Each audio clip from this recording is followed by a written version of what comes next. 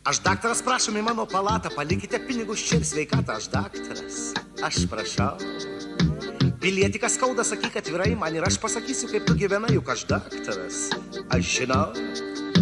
Jei šiandien daug kepinis skauda ir inkstus, vadinasi, buvo gyvenimas linksmas, aš daktaras, supratau.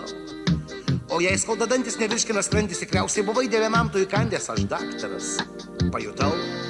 Jei nori būti, mielas drauge, protingas, storas, rausvas, sveikas ir stiprus.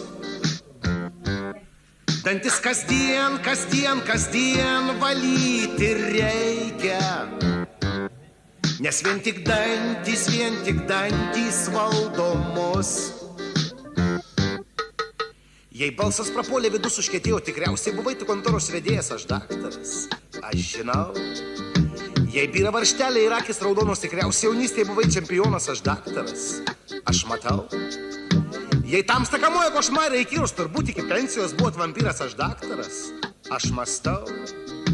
O jeigu ragai vieną dieną išaugo, tikriausiai neturit gyvenimo draugo, aš daktaras, pajutau. Jei tau išaugo ant galvos ragai,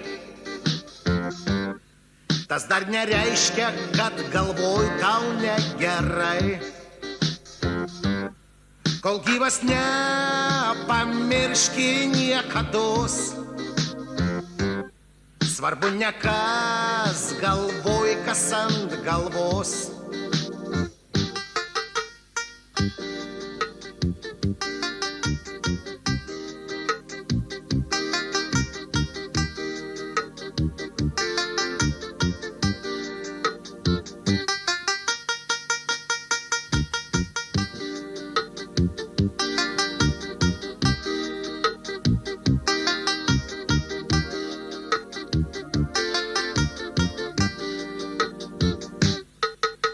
Jei mintis pabėgo ir nebesugrįžo, tikriausiai buvai visada pasiryžęs, aš daktaras, aš žinau.